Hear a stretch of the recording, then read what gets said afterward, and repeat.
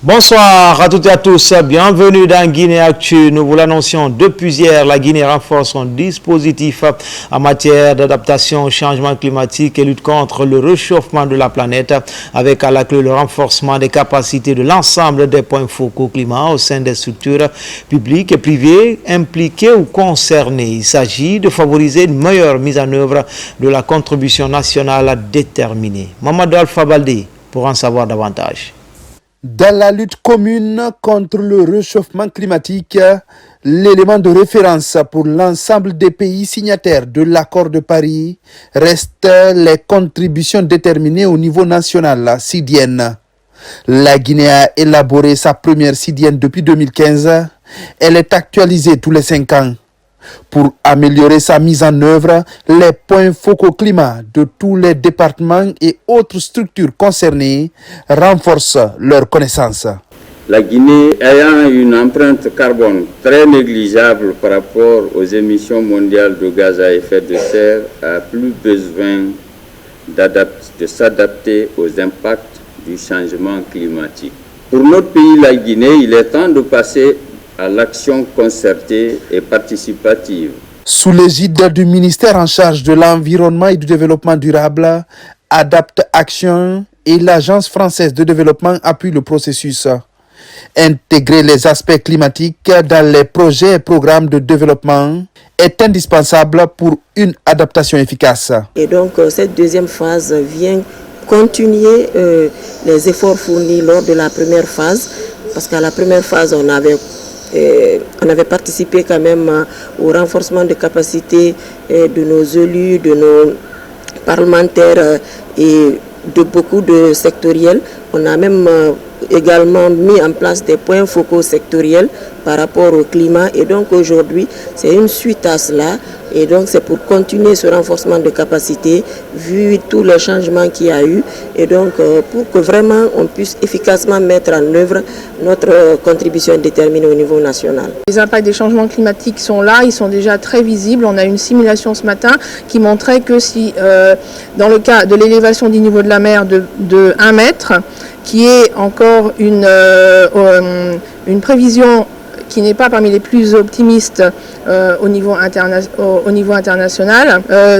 Énormément d'infrastructures, notamment à Conakry, vont se retrouver sous l'eau. Il y a une urgence en Guinée de mettre en place des mesures d'adaptation au changement climatique, et ce, dans tous les secteurs d'activité, et y compris au niveau des ministères décisionnels, donc les ministères de coordination, les ministères de l'économie, des finances, du plan, des budgets. Avec le renforcement des capacités de ces points focaux climat, la Guinée pourrait aller plus vite dans l'atteinte de ses objectifs climatiques et minimiser les impacts des changements climatiques dans le pays. Dans l'actualité également, les travaux de construction de la route sous-régionale Boké d'Abis-Kébou en Guinée-Bissau avancent. Tout récemment, le préfet de Boké s'est rendu sur le site pour voir le niveau d'exécution des travaux sur ce tronçon. Autrefois très difficile à pratiquer, le constat est satisfaisant et le bitumage même a commencé par endroits. Younoussa Tawel Kamara, Mohamed Mara. Après quelques mois d'interruption des travaux de la route Boké d'Abis-Kébou en Guinée-Bissau, dû à l'abondance de pluie, l'heure est à la reprise des activités sur le terrain. Pour se rassurer davantage du respect du cahier des charges, le préfet de Boké a jugé nécessaire de se rendre sur le terrain. Partout le long de ce corridor sous-régional, les machines sont en branle en vue d'accélérer le travail pour le respect du délai contractuel. Déjà, la première couche de bitume est visible par endroits. Aujourd'hui, nous avons dit, bon, on va essayer de voir sur la route de Boké d'Abis-Kébou. Voilà le goudron derrière vous. Voilà le goudron. Ceux qui disent que l'argent est débloqué, c'est bouffé. Voilà le goudron depuis 1958. La route là n'a pas reçu le goudron. Pour que les entreprises travaillent tranquillement, il faut qu'ils collaborent très bien avec la communauté. Actuellement, la route commence à être fréquentée par les usagers. Et au-delà de la réalisation de cette route Bokeh d'Abis, il est prévu des pistes rurales pour désenclaver certaines sous-préfectures comme Sansalé avec un pont sur le fleuve Kogon à l'extrémité de Kanyafara. Un ouf de soulagement pour les citoyens. Avant, la route n'était pas comme ça. Nous pouvons circuler maintenant très facilement et le transport même ici.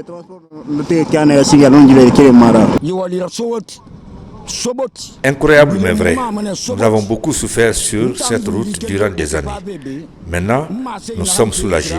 Ici, le préfet est à la base logistique de la société chinoise CRSG en charge des travaux du tronçon d'Abis Kebou. Là aussi, toutes les machines sont mobilisées pour le démarrage effectif des travaux pour un délai contractuel de 30 mois.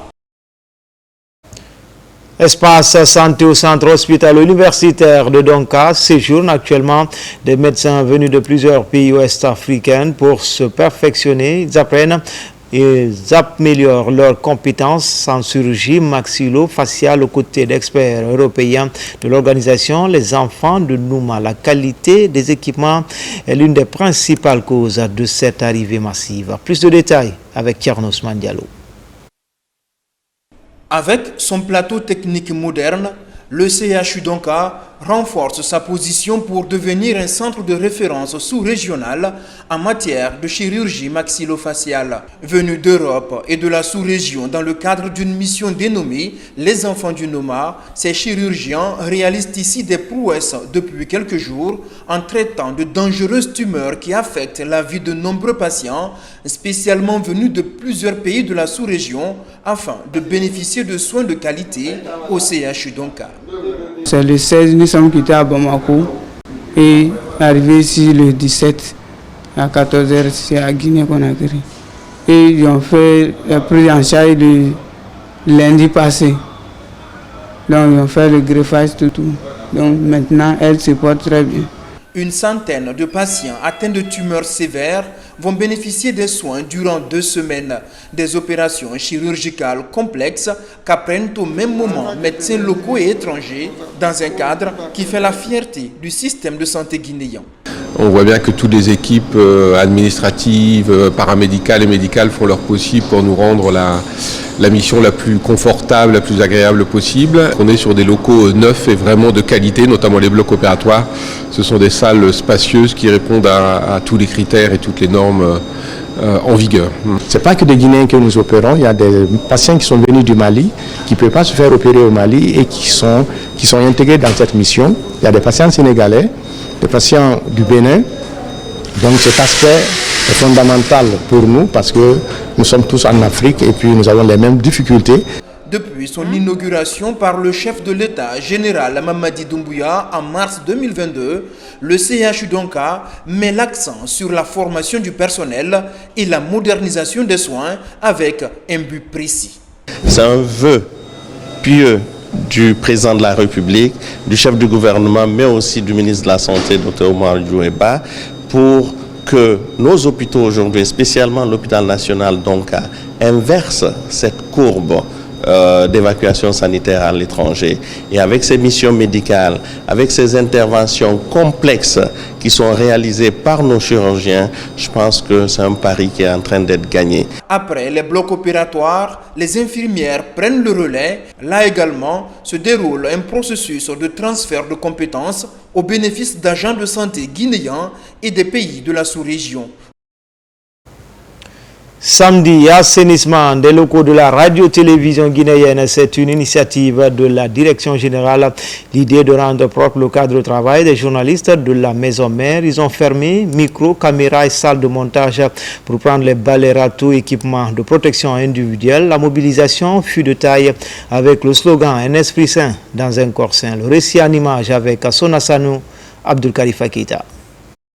Dès 7 h du matin, les travailleurs de la radio-télévision guinéenne étaient massivement présents dans les locaux de la maison mère, munis de pelles, de râteaux, de balais et d'autres matériels. Ils ont assaini les coins et recoins de la RTG pour le bien-être de tous. C'est la propriété qui envoie la santé. Chaque mois, on assainit notre cours, nos locaux, malgré qu'on ait un service de nettoyage, mais tout le monde vient s'ajouter à ce service-là pour faire le nettoyage général. Ça n'est plus à démontrer.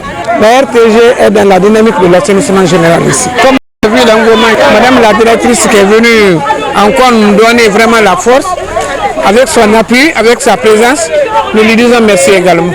Oui, c'est une synergie d'action pour répondre à l'appel de la direction générale pour une action citoyenne afin de nous débarrasser des ordures. Parce qu'à la RTG, il n'y a pas de direction. Il n'y a qu'une seule direction et les ordures ne peuvent pas installer leur direction dans la cour. Ce n'est pas une première. À la RTG, on a l'habitude de le faire sur notre propre initiative chapeautée par la direction générale. Les journalistes, vous savez, nous sommes les phares de la société, les leaders d'opinion. Donc faire ce genre de pratiques citoyennes booste la population à suivre le bon exemple. Je pense que cela a été toujours dans notre tradition. Ça doit faire tache d'huile dans toute la société guinéenne parce que l'homme ne doit pas vivre avec les ordures. Il faut nous débarrasser de ces ordures pour avoir un environnement agréable et vivant pour notre propre santé. Cette grande opération d'assainissement initiée par la directrice générale de la RTG, Makeme Bamba, est la réponse à la vision du chef de l'État, général Mamadi Doumbouya, de faire de la Guinée une référence dans le cadre de la salubrité. L'opération a bénéficié de l'accompagnement des autorités communales de Ratoma. Oui, pour un premier début, d'abord nous allons essayer de vous remercier infiniment de faire l'assainissement dans notre radio. En plus, nous avons reçu un appel de notre directeur général, M. Alpha Mamadou Diallo, qui est à son tour, qui a reçu un appel d'urgence du président de la délégation, de venir intervenir urgemment dans notre commune, à la RTG, que les acteurs de tous les travailleurs de la RTG, ils ont fait, c'est-à-dire un travail ici de venir intervenir plus vite que possible. Urgemment, nous sommes rendus sur le terrain, on a vu vraiment que le travail a été fait. Nous sommes là devant le travail qui a été effectué par le travail de la RTG, commençant par Madame la directrice. Donc nous sommes venus sur cet appui pour les appuyer et nous avons constaté qu'à l'intérieur de la cour, c'est propre et il y a des initiatives aussi à chaque fin de 2 mois maintenant. Vous allez faire l'assainissement dans l'enceinte à l'appui de la commune. Cette action citoyenne et d'engagement se donne pour mission d'encourager et de sensibiliser les citoyens sur l'importance et la préservation de l'environnement. Nous sommes mobilisés ce matin pour un assainissement. Partout où on travaille, partout où tu habites, il faut assainir les lieux. Il faut que ça soit propre. Quand tu travailles dans la propreté, c'est ce qui est bien. Le CNRD demande que chacun sort au moins pour nettoyer là où il habite. Ce n'est pas pour la première fois. À la RTG ici, on a l'habitude de le faire. À chaque fois, on sort, on se mobilise, on vient assainir, on vient balayer, on nettoie notre environnement. Parce qu'il faut avoir un environnement propre et sain. C'est ce qui peut te donner la santé et tu vas travailler dans les meilleures conditions. À la fin des travaux, la directrice générale a demandé aux travailleurs de continuer dans cette dynamique et d'être vigilants, de garder les lieux propres pour un cadre de travail propre et sain. Enfin, récemment construit par une des filles du terroir, le centre informatique et la bibliothèque implantée au sein de l'école primaire Koya Marakamara de Kirouane sont désormais équipés, favorables à l'apprentissage des tout-petits. La donatrice pose un nouveau jalon dans son Sanankoro natal pour soutenir l'éducation à la base en appuyant l'école guinéenne. L'ancienne députée Diene Saran Kamara incite les parents à envoyer leurs enfants à l'école. Djamoukaba est notre correspondant basé dans la région. Au cœur de la ville de Kéréouane, l'école primaire de Koya Marakamara.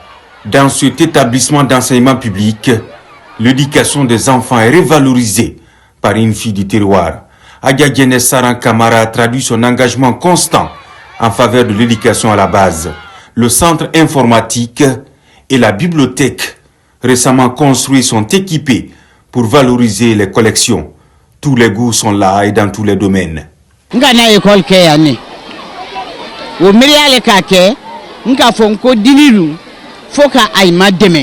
C'est ici que j'ai commencé à fréquenter l'école, raison pour laquelle j'ai décidé d'accompagner l'éducation des enfants. Les fruits de cet engagement, une bibliothèque bien équipée et un centre informatique de 10 ordinateurs alimenté par un groupe électrogène. Élèves, encadreurs, et tous les assoiffés de la lecture sont invités à visiter ces lieux d'apprentissage. C'est pour tout le monde.